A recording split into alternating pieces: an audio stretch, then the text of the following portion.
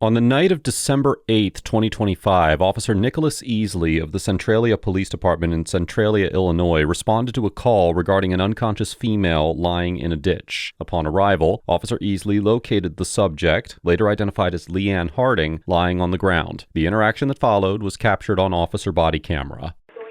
911, what's the address for emergency?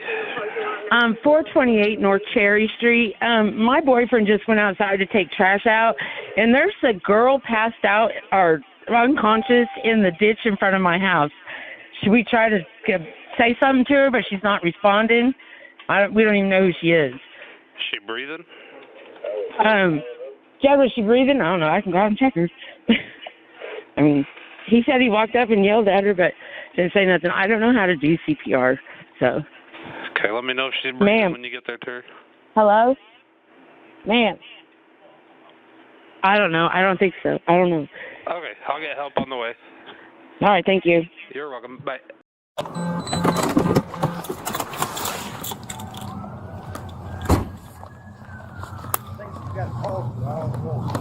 We don't even know who she is.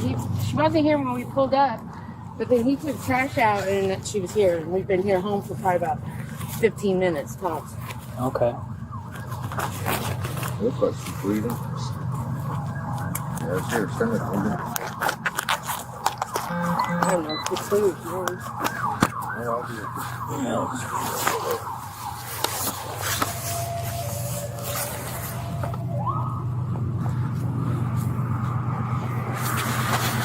Hello? Wake up for me.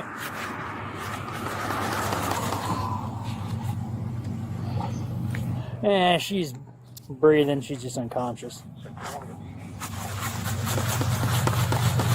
Trey Police. There we go. Wake up.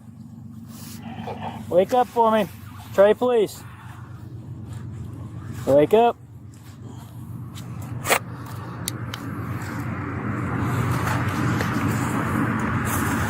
Wake up. Not much of an option. Wake up. We just got home like 15 minutes ago. She wasn't there, and then she was when he was taking the trash. Wake up. Hey. It's not much of a game anymore. At first I did see it. Yeah, right, exactly. And I don't know how to do CPRs, but Centralia Police, wake up. Come on. yeah, oh yeah, you really put. Definitely not something that usually happens. We just don't want to talk. Lots of white common spelling for J.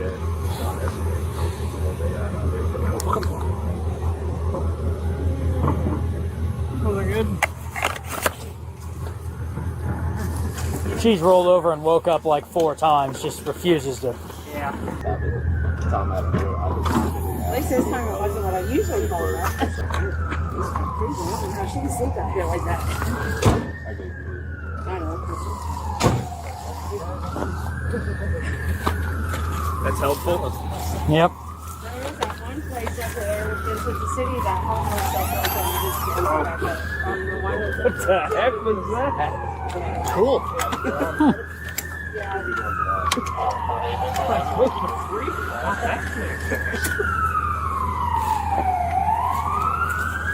This will be fun.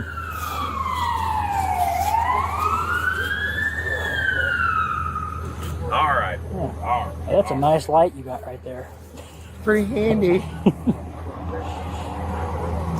Can we please not be stupid about this? I'm actually begging you right now. Can you please just get up on the cot?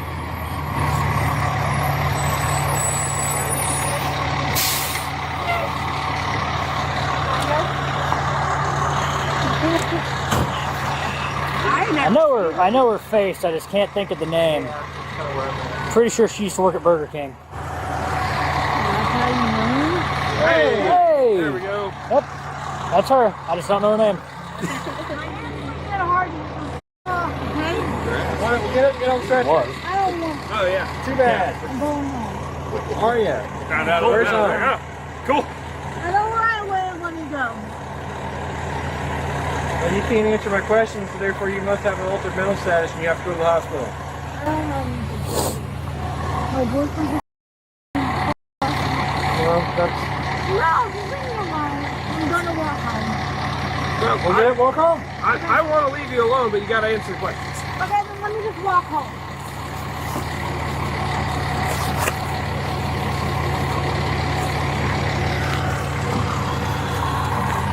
I know where I live. Just let me go home. Okay? Can I go home? Yeah. Take me home? No. Can I walk home? Go ahead. Ow. That's what I thought. All right, get up. Wait. See, oh boy. Stand up. Can I go home? No, we tried to start. I just want to go. What is this? It's a stress seat. I want to go. Just for you. That's not been checked or anything, so you guys know. That's my purse. We're not getting it. You're not taking it. We're not taking it. Let me have it. They're going to look at it before There's they give nothing it to in you. it. Well, we don't know that. It's my pill. Can I look at it so that they know, mine! so that they know there's nothing that can harm them? Can I There's look at nothing it? that's gonna harm them. Can I look at it? No! There's nothing that's gonna harm you. You cannot have it. It's not going with you. You cannot have it. It's mine.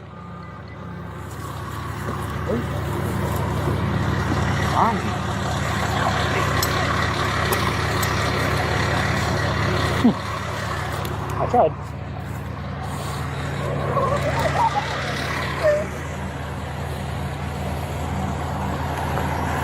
Enough of that! Knock it the fuck off! You hit me again! You hit me! I don't need strap You hit me again! You're going to fucking jail! You understand I me? don't need strap Knock it the in. fuck off! I don't need strapped in. Yes, you do. Yeah, okay. Call me again. I'll you up. I mean, she hit you and she assaulted you.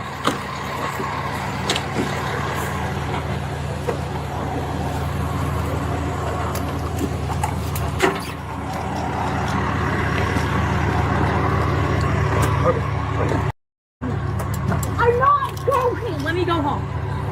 Or Let me if you hit one of them, I'm taking you. take me then. Off me. If I was you, I'd just go with them and be a lot more peaceful.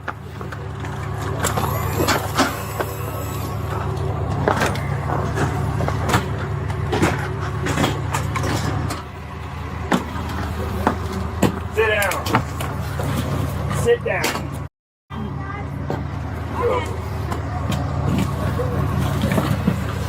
Get the off me.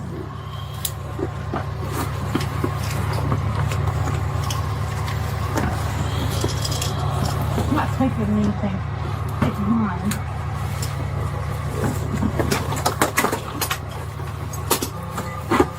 Off me! Let me go home. I know where I live. I'm going home.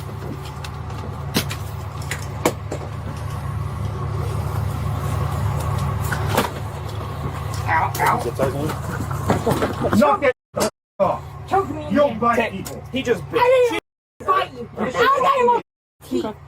How's my bite him on?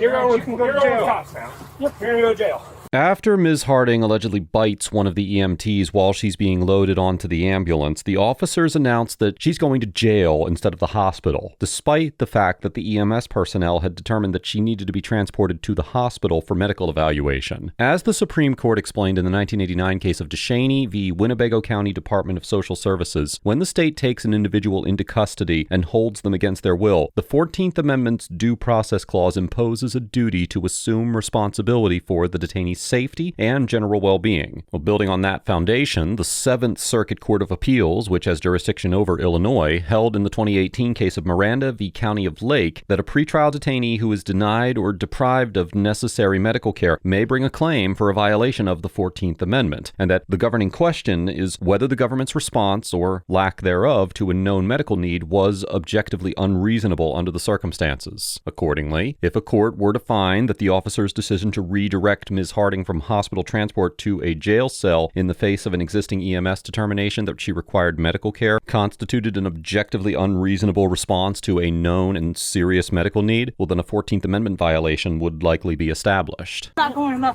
jail. Yeah, you are. Change, bring it back.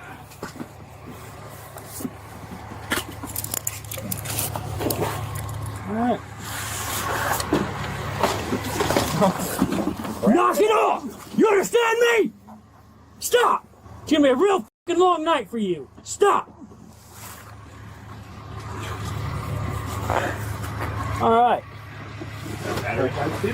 Yep. Well, You just want to pull the stretcher out and lower it back down? simple. 20 custody. Let me just go home. Nope. Yeah, I'm going to No, you're going to jail. I'm not going to jail. Get the off of me! You gotta get her on the. Let me move my car. We gotta get her on the passenger side.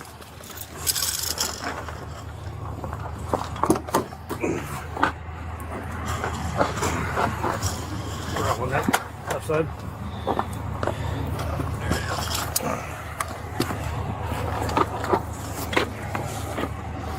All right. Let's just, I guess, swing her legs off best we can. Stop! Come on, my knees. All right. Up we go. Up we go.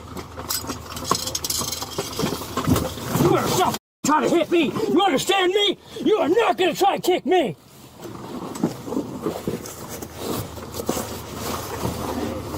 Now sit down. What's your name? I don't have a name. All right, get in the car then. I don't have a name.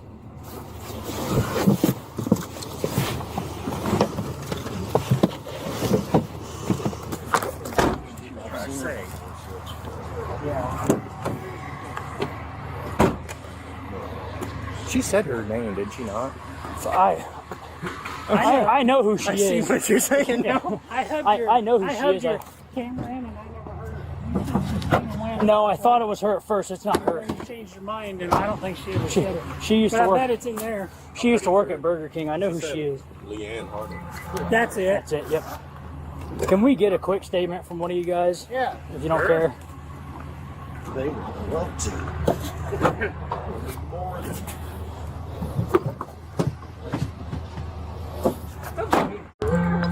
Yeah, that's not gonna happen. I'm just gonna drive her. If you keep kicking the inside of that car, you're going to get sprayed. Do you understand?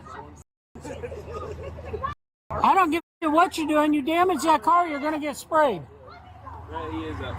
Sergeant Hinkle threatens to, quote-unquote, spray Ms. Harding if she continues to kick inside the police cruiser, presumably referring to oleoresin capsicum, commonly known as OC, or pepper spray. As the Supreme Court established in the 1989 case of Graham v. Connor, force used during an arrest must be, quote-unquote, objectively reasonable under the Fourth Amendment. This standard evaluates reasonableness based on the totality of the circumstances, with particular attention given to the three so-called Graham factors: the severity of the crime at issue, whether the suspect poses an immediate threat to the safety of officers or others, and whether the suspect is actively resisting arrest or attempting to flee. As applied to pepper spray specifically, the Seventh Circuit Court of Appeals noted in the 2006 case of Graham v. Hildebrand that courts have broadly recognized two principles. OC spray is reasonable when an individual is actively resisting arrest or refusing to comply with lawful police commands, but excessive when deployed gratuitously against someone who's already restrained or otherwise passive.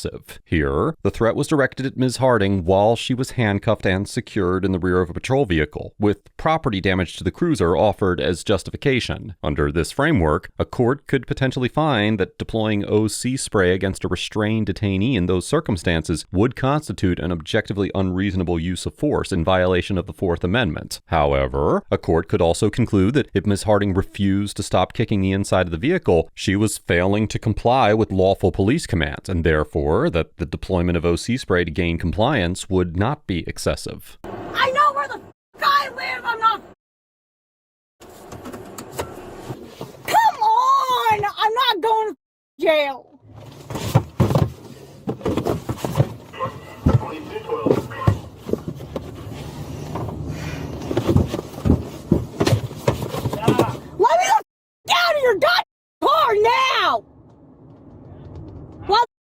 jail. I didn't do any thing.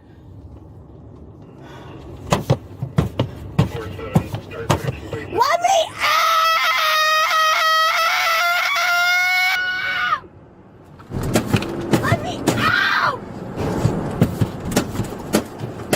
Come on! I didn't do anything! I'm just trying to go home!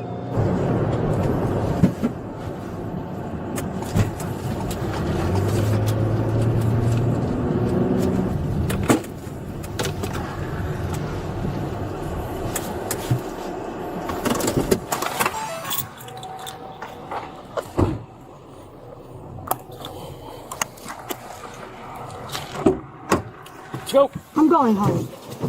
Here we go. I am. Nice. You're pulling. Let go. You gotta get up.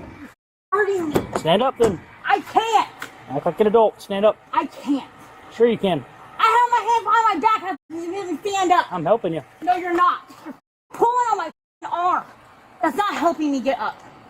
I have a bad knee. Okay. We'll just wait for another person to get here then. Ready? No, I can't get up. All right, we got a guy right here. It's going to help us get inside since you decided to throw yourself on the ground. You threw me on the ground, mother. Oh, that's not how it went. You pulled me out of the car. Shut the Well, up. most people get out standing up. And you pulled me out. What do you think you want to do? Stand up and you pull me out? You Yeah, pulled me out. Get up or I'm going to spray you. Most people stand up. He pulled me out of the Gordon, listen, I'm sure. He Leanne, pulled get me up. out. Get up. I'm helping. Shut up. Get up. No. Help me. Because you want to pull your out now I can't get up. And Yourself, get your I goddamn- can't! Get your leg underneath you. I can't. Just like that. I have a bad knee. Off, mother. Well, maybe you should have stood up. You don't even know what the I'm going through right now. Well, I know what you just put us through. So. What? Because I said you're going to put us through some. Nobody's called me a. I didn't call you. Somebody did. Well, it wasn't me. One of y'all cops called me a. Yeah. Probably you're done. Incorrect. Just. What? What? I am. You're not. You can just have a seat. Take his handcuffs off me. Now, when you act right. Take the handcuffs off me. When you act right. Take the handcuffs off now. Sit up! You're done doing this! You understand me? You're not gonna kick us and hit us, do you understand? I just kicked you. You just kicked the cell door into me, did you not? Yeah, but Yeah, that's what I thought. So stay down and shut up! Hey, Easley, just keep her there. We're not going to keep doing this. We'll put leg restraints on her and be done with it. Can you take these handcuffs off? No! They're hurting my arm. Look at all this stupid you're doing. You want me to help you right now? Please. Can you take the handcuffs off? I can't breathe. You can't breathe? No, I can't. That's weird. You're talking.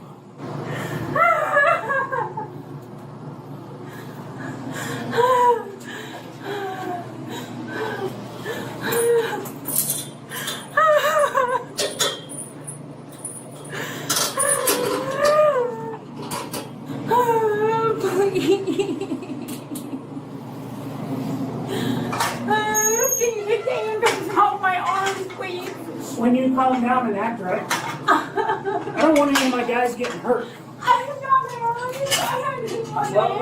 Well, let's chill out for a little bit and show me that you're going to stay calm, and then we'll start working on that. I need my elbow. Where's it at? It's in my god person you took from me, you.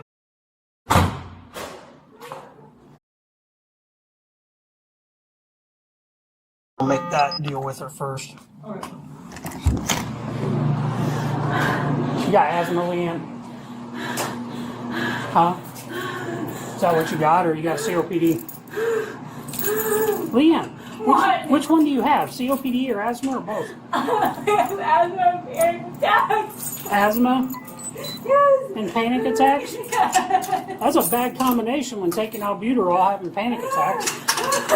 Here's what I'm going to do. You going to chill out if I pull those handcuffs off? Yes. All right.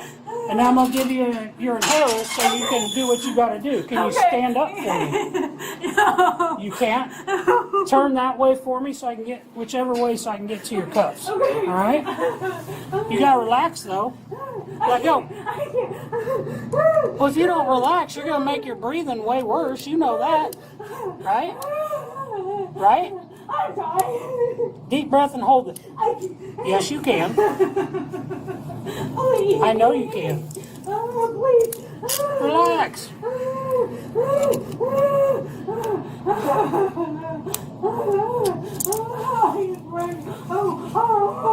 Huh? You just what? Well, we got some paperwork we got to do first. Because you hit a whole bunch of people tonight. Do you need both or just the albuterol? I don't. Huh? Here.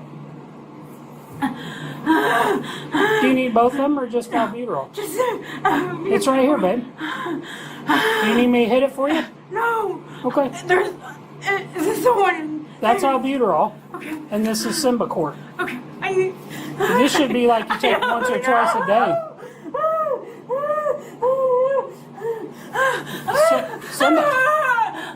I'm dying. You're dying?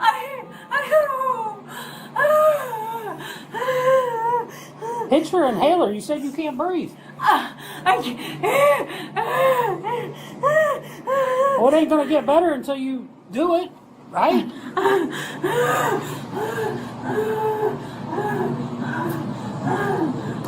Are you hot?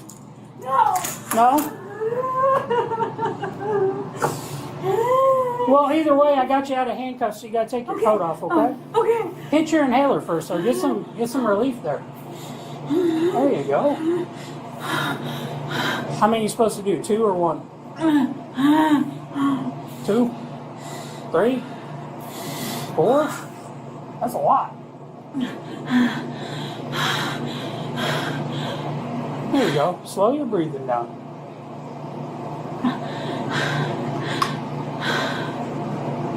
Better? Leanne, I got a serious question for you, babe. I'm not judging, but how much have you had to drink tonight? A little bit? A lot? A little bit. Okay.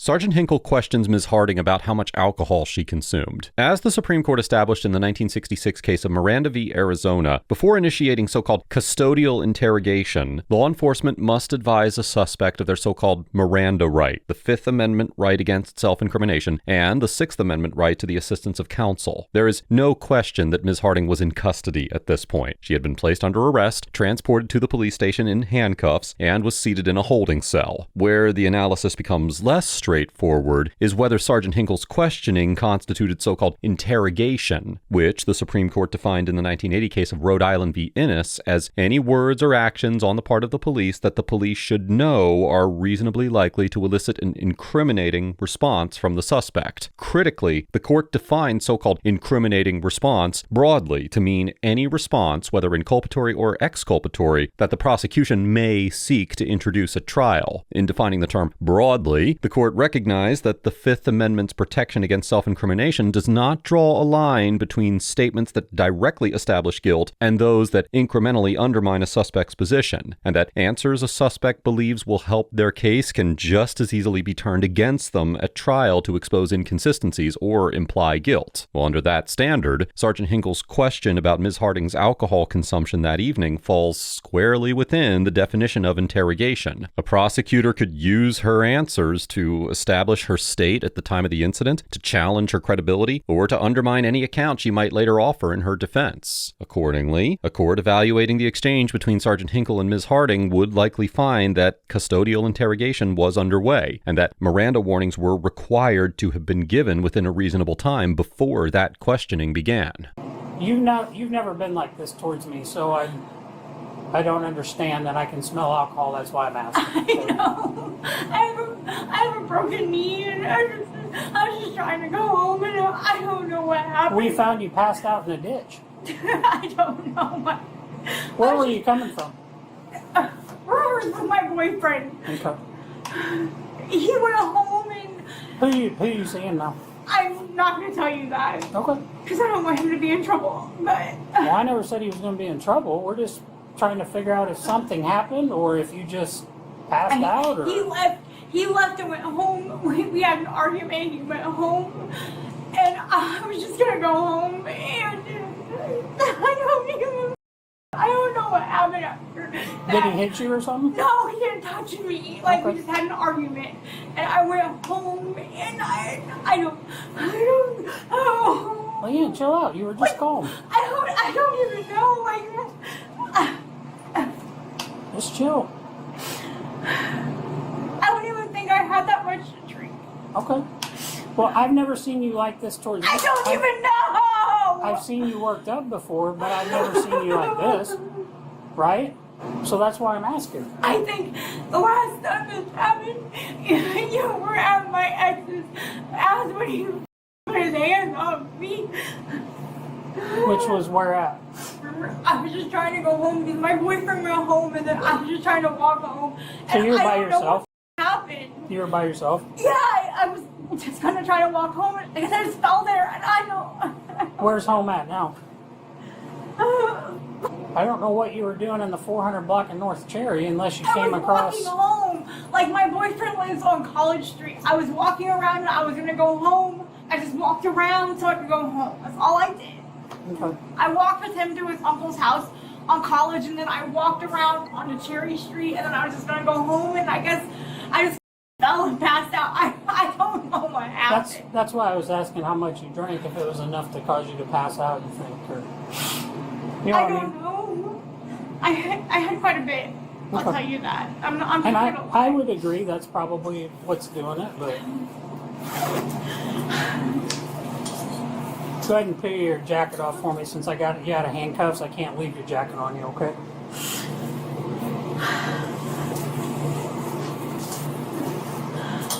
Here. So, you're with boyfriend drinking.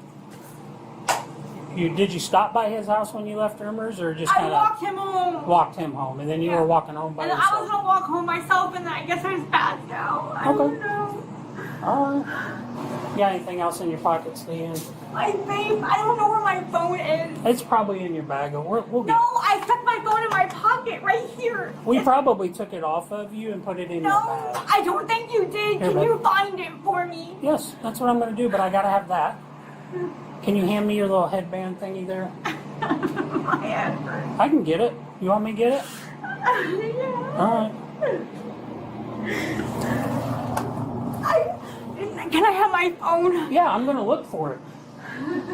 I got to figure out where it's at first. Kick your shoes off for me. Why don't I take my shoes You off? can't have your shoes on inside the cell. There's nothing in my shoes. Then you're going to have to take the laces out, one of the two. There's nothing in my shoes. I'm not gonna hang myself. I'm not. I understand, but it's our policy that your shoes got to come off, I'm okay? not stupid. I never said you were. I'm not gonna try to hang myself. you know how many- I'm not. Leanne, they got to come off, honey. Why? It's just. Because it's our policy. There's If nothing you don't, in my shoes. if you don't want to take your shoes off, you're going to have to take the laces off, There's okay? nothing in my goddamn shoe. Okay. Son of a bitch. There's nothing in my shoe. Why do you want my shoe? Because they have shoelaces in I'm them. not gonna hang myself. I'm not that stupid. Well, I just. there have been plenty of people who've said that, and we find them hanging in here. Can I have my phone? I'm looking for it as soon as I get done talking to you. Okay? Told you I would try to find it. I'll try to find it. All right? I think it's all out because I know I stuck it in my pocket. Okay. I stuck it in this pocket right here, and I don't know. Like, I know you didn't take it because it was in this pocket. Well, I'm going to check your coat first to make sure it's not It's not in in there. my coat. I stuck it in this pocket. In my pants pocket. Okay. Well, I will talk to the guys who are still on scene and find out if it's there or if it's in your bag.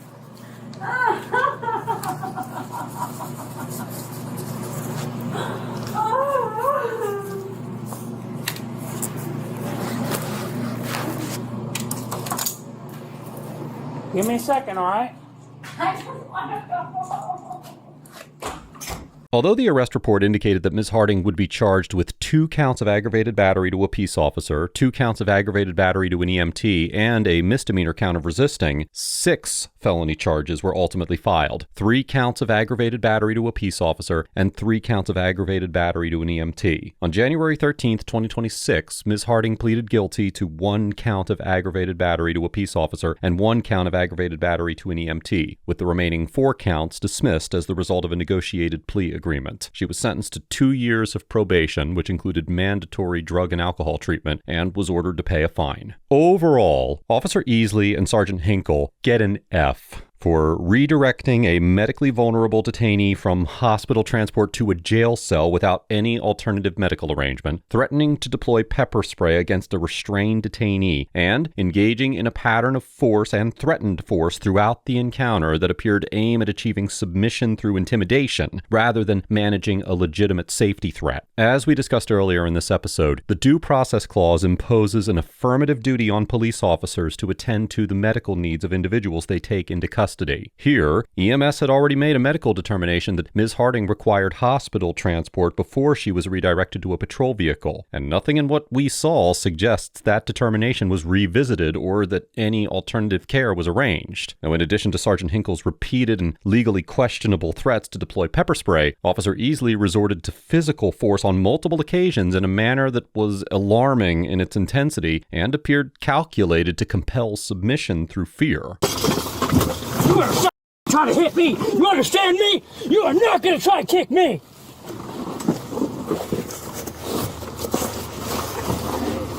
Now sit down. Stop now. Sit down. You're done doing this. You understand me? You're not going to kick us and hit us. Do you understand? I just kicked you. You just kicked the cell door into me, did you not? Yeah, that's what I thought. So stay down and shut up. Hey, Easley, just... Notably, Officer Easley's arrest report described these moments in strikingly sanitized terms, writing, quote, "I assisted Leanne into my vehicle and secured her," and, quote, "I entered the holding cell and physically restrained Leanne to prevent any further battery from occurring to myself." From the very first moments of contact, the officers displayed little to no concern for the fact that Ms. Harding was found unconscious in a ditch and was, by any observable measure, in acute medical distress throughout. This interaction highlights the constitutional risks of treating a medical call as a law enforcement problem and the abuses that can occur when an officer's desire to exert control over a citizen overrides their duty to care for them. Now, as for Ms. Harding, I cannot rightly assign a grade to an individual whose apparent intoxication and altered mental state throughout this encounter make it impossible to evaluate her conduct against the standard that we would ordinarily apply. That said, her behavior warrants discussion. Ms. Harding was found unconscious in a ditch, and the evidence strongly suggests that she had consumed a significant amount of alcohol before this encounter began. Although the officer's actions raised serious constitutional concerns, Ms. Harding's conduct, including physically striking and biting EMS personnel and continuing to kick and resist officers throughout transport and booking, was a substantial contributing factor to the escalation of this encounter. The degree of intoxication that rendered Ms. Harding unconscious in a ditch, combined with her physical combativeness towards officers and EMS personnel, it set the stage for everything that followed. That being said, Ms. Harding's conduct does not diminish, excuse, or transfer responsibility for the officer's own choices. And responsibility for the officer's alarming displays and threats of force and fundamental failure of basic human empathy belongs to Officer Easley and Sergeant Hinkle alone, regardless of how this encounter began. Let us know if there is an interaction or legal topic that you would like us to discuss in the comments below. Thank you for watching, and don't forget to check out Audit the Court if you're interested in exploring the legal nuance beyond the body cam.